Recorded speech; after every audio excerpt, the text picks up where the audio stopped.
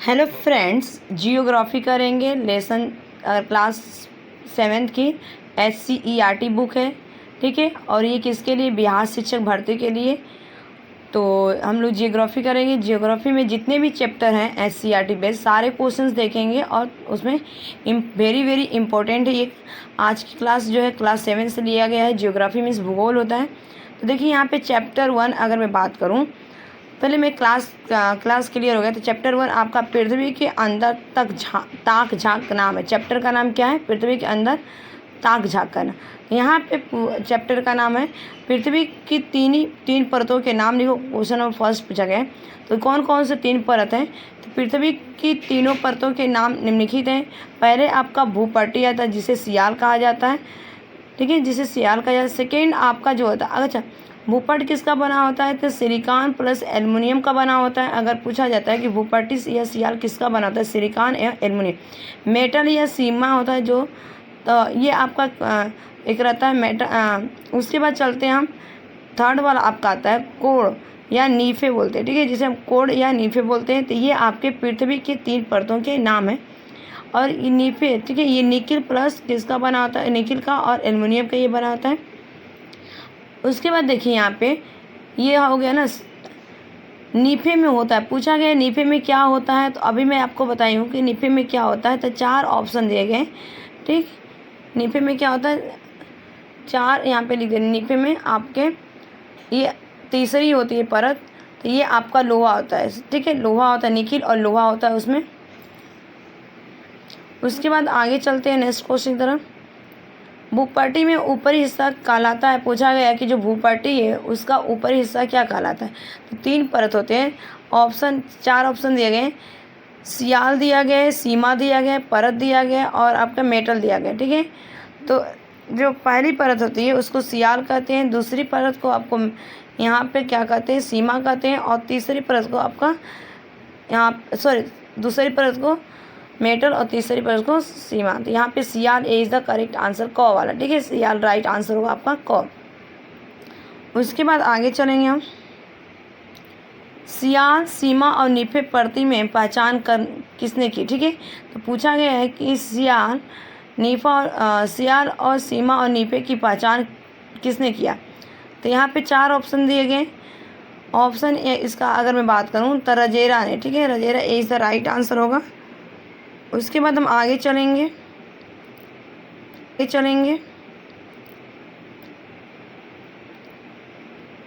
चट्टान और खनिज। पूछा गया चट्टान खनिज बनावट के चैप्टर 2 आ चुका है कि चट्टान और खनिज चैप्टर का नाम है।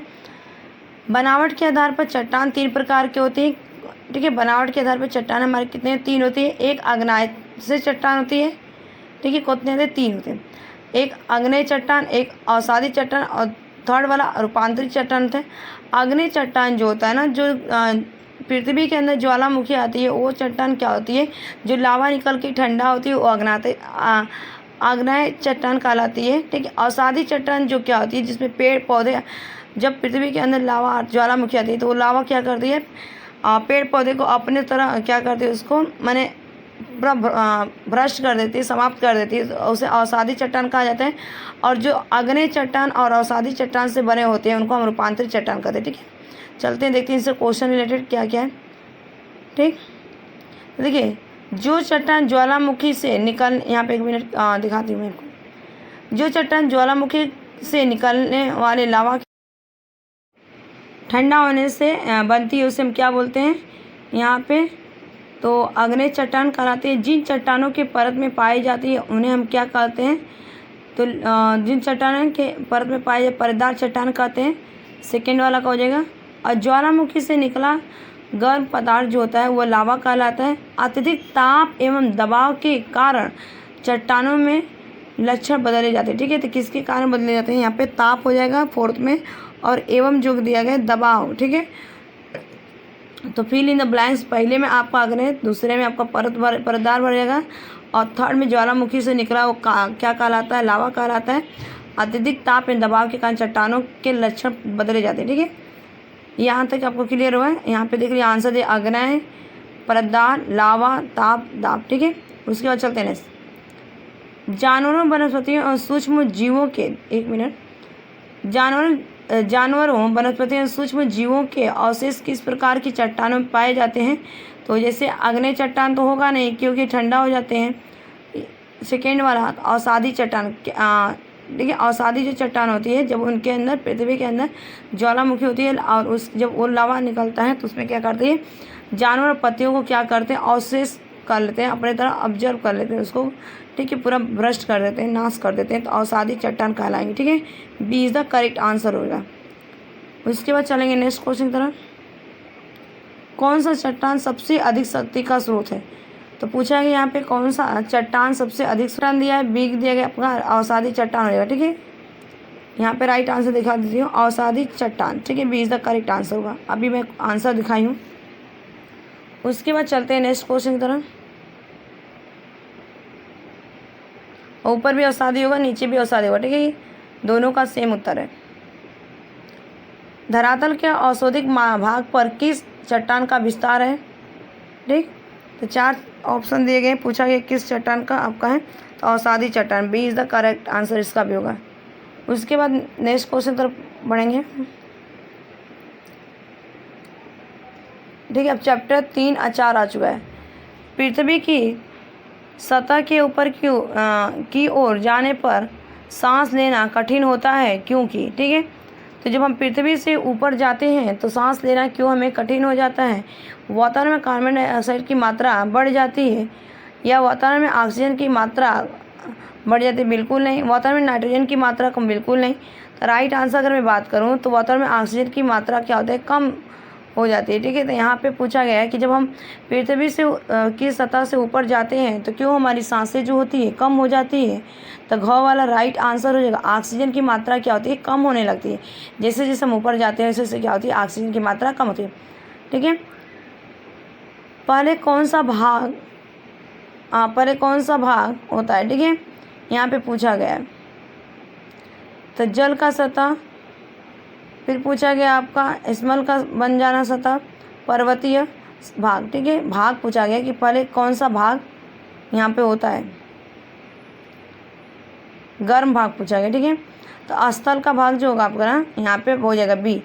जल का भाग तो नहीं होगा आपका, पर्वतीय नहीं, तो B is the correct answer. ठीक है, ख वाला।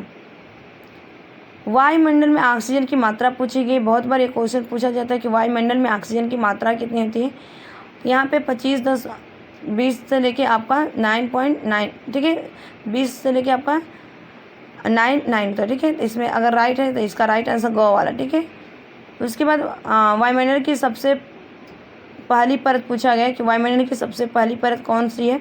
ये आप सभी को पता है कि क्षोभमंडल, जिसमें आपका आंधी तूफान बारिश होती है। ठीक है, और समताप मंडल जिसमें विमान चलाए जाते हैं, जहाज चलाई जाती है, यहाँ की तापमंडल क्या होती है, बराबर होती है। ठीक, और ये कितने होते हैं हमारे समताप मंडल? तो 16 किलोमीटर की दूरी पर होते हैं, 16 से लेकर 18। ठीक है, रेडियो तरंग किस परत के परावर्तित होकर पृथ्वी पर वापस लौटती है? तो देखिए जो रेडियो तरंगें होती हैं किस परत से परावर्तित होकर पृथ्वी पर वापस लौटती है? तो देखिए जो रेडियो तरंगें होती हैं किस परत से परावर्तित होकर, तो ये आपका वायुमंडल। ठीक है, वायुमंडल से क्या करते हो, वापस आ जाती है। अब चैप्टर 5 में चलते हैं। सारे चैप्टर में ज्योग्राफी के आज ख़त्म कर दूँगी। ठीक है, किन पानी, यहाँ पे देखिएगा पृथ्वी पर जलमंडल का हिस्सा पूछा गया है। पूछा गया है कि पृथ्वी पर जलमंडल का तो 71% होता है, तो गौ वाला राइट आंसर हो जाएगा इसका। ठीक है, गौ वाला या सी बोल सकते हैं। उसके बाद आगे चलेंगे। गुम्बड़े किस सागर से के किनारे स्थित है? गुम्बड़े, तो ये आपका Arab Sagar, B is the correct answer, या ख वाला। नेक्स्ट चलते हैं। चंद्रमा के गुरुत्वाकर्षण से जल ऊंचाई की ओर बढ़ता है, यह स्थिति कहलाती है। ठीक है, चंद्रमा के पूछा गया है, तो ये आपका अगर मैं बात करूं तो किसकी ऊंचाई कहलाती है?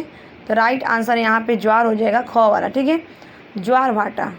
ठीक, उसके बाद चलेंगे नेक्स्ट क्वेश्चन की तरफ। जल प्रदूषण हो रहा है, जल प्रदूषण किसके कारण हो रहा है? तो देखिए पौधे के कटाव से, ऑप्शन भी दिया गया, वाहन चलाने से, पानी पीने से, या पानी में दूषित पदार्थ मिलाने से, तो पानी में दूषित पदार्थ मिलाने से, डी या घ वाला राइट आंसर। ठीक है, ये आपका राइट आंसर होगा। जल प्रदूषण हो रहा है आपका, पानी से नहीं होगा, यहाँ पे वाहन से नहीं होगा, पौधे के कटाव से नहीं है। उसके बाद नेक्स्ट चलते हैं, पानी की शुद्धता हो सकती है। तो पूछा गया पानी की, देखिए यहाँ पर मच्छर पालने से नहीं होगा, तोता पालने से भी नहीं होगा, बत्तख पालने से नहीं होगा। ठीक है, पानी की जो शुद्धता होती है मछली पालन से, जो लार्वा होती है वो क्या करती है, मछलियों खाते रहते हैं, तो हमारी क्या होती है, पानी शुद्ध हो जाती है। नेक्स्ट चलते हैं, बढ़ती जनसंख्या के कारण हो रहा है। तो बढ़ती जनसंख्या के कारण क्या हो रहा है, वृक्षों को तेज़ी से कटा और बिल्कुल भवनों का निर्माण हो रहा है। आधारभूत संरचना का निर्माण बिल्कुल सही, इनमें से सभी, D is the correct answer होगा। ये चारों ही क्या है, उसके कारण हो रहा है। नेक्स्ट चलते हैं, पर्यावरण संरक्षण के लिए किया जाना चाहिए। तो देखिए पर्यावरण संरक्षण के लिए क्या किया जाना, D is the correct answer होगा। ठीक है, खूब पौधे लगाना चाहिए। ठीक है, यहाँ पे उचित निकासकारी का प्रबंध होना चाहिए और गाड़ियों का कम उपयोग करना चाहिए, इनमें से सभी। ठीक, नेक्स्ट चलते हैं, क्वेश्चन चैप्टर 8 आ चुका है ना, थोड़ा सा चश्मा मेरा वो हो गया है। मानव पर्यावरण अंतःक्रिया से पूछा जाएगा। लद्दाख की जलवायु शुष्क है, इसका कारण है लद्दाख का। ठीक है, ऊंचाई पर होना, इसका कारण है लद्दाख का। ठीक है, ऊंचाई पर होना, वनस्पति का ना होना, हिमालय की दृष्टि छाया पर होना। इसका राइट आंसर अगर मैं बात करूं तो हिमालय की वृष्टि अस्थायी होना। ठीक है, ग वाला राइट आंसर होगा। उसके बाद चलेंगे नेक्स्ट क्वेश्चन की तरफ। पूछा गया था कि लद्दाख की जलवायु शुष्क, ग वाला राइट आंसर होगा। लद्दाख में पाए जाने वाला लद्दाख में पाए जाने महत्वपूर्ण पूछा गया ना, तो ऑप्शन है यहाँ पे 4 जंगली भैंस। ठीक है, याक, तो याक ग वाला राइट, पांडा नहीं होगा आपका, ग वाला। ठीक है, कश्मीर से लद्दाख होते हुए तिब्बत को जोड़ता है। ठीक है, तो कौन जोड़ता है, तो ये अगर मैं बात करूं, रोहतांग दर्रा तो नहीं होगा, तो राइट आंसर काराकोरम दर्रा। ठीक है, ख वाला करेक्ट आंसर होगा। उसके बाद चलते हैं, लद्दाख में बहने वाली नदियाँ सिंधु ताका। ठीक है, लद्दाख में जो बहती हैं नदियाँ उसे सिंधु ताका कहते हैं। चैप्टर 9 यहाँ आप है, मानव पर्यावरण अंतःक्रिया, वही है उसी से रिलेटेड।